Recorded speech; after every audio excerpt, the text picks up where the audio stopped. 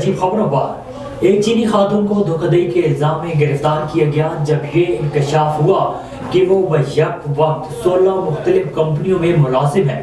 چینی میڈیا کی جانب سے گوان کے نام سے شناخت کی جانے والی خاتون مبینہ طور پر 1 درجن سے زائد آجروں کے ساتھ منسلک تھیں اور کم از کم 3 سالوں سے تنخواہوں کے چیک وصول کر رہی تھیں۔ تحقیقات میں اس وقت حیرت کی انتہا نہ رہی جب یہ انکشاف ہوا کہ خاتون نے 16 کمپنیوں میں سے کسی ایک کے لیے بھی کوئی کام نہیں کیا۔ اس کے شوہر بھی جو اس معاملے میں مشتبہ ہیں نے مبینہ طور پر آجروں کا ریکارڈ احتیاط سے رکھا، جس میں اہلیہ کی ہر کمپنی میں پوزیشن، کام شروع کرنے کی تاریخ اور بینک اکاؤنٹ کی تفصیلات جس میں ماہانہ تنخواہ آتی تھی۔ پاکستان سمیت دنیا بھر میں آج ماحولیاتی صحت کا عالمی دن منایا جا رہا ہے۔ اس دن کو منانے کا مقصد ماحولیاتی صحت کی اہمیت کو سمجھنا اور حفاظت کرنا ہے۔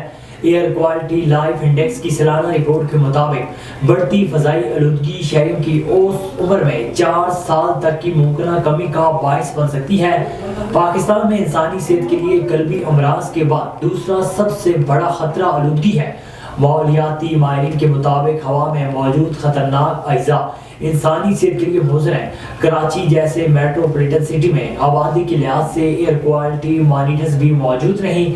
طبی ماہرین کا کہنا ہے کہ فضائی آلودگی سے نہ صرف اوسط عمر کم ہو رہی ہے بلکہ ملک کی بڑی آبادی بیماریوں کا بھی شکار ہو رہی ہے۔ وزیر primary and secondary health care Punjab نے غیر معیاری انجیکشن سے بینائی متاثر ہونے کے معاملے پر غفلت برتنے پر 11 ڈرگ انسپیکٹرز کو معطل کر دیا۔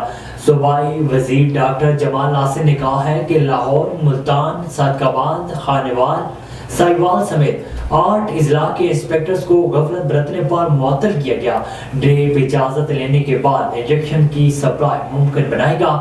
لاہور سے دانیال الہی چیمہ، شیر محمد زمان اور رانا محمد شاہد، ملتان سے ڈاکٹر ساجد محمود خان، خانوال سے رانا محمد اکرم، باونگر سے رو ساجد ارشاد شامل ہیں۔ یاد رہے کہ گزشتہ روز نگران وفاقی وزیر صحت ڈاکٹر ندیم جان نے صوبائی وزیر primary and secondary health care doctor Jamal Nasir سے ملاقات کے بعد کہا تھا کہ اویسٹن کے انجیکشن کی فروخت اور فراہمی روک دی گئی ہے۔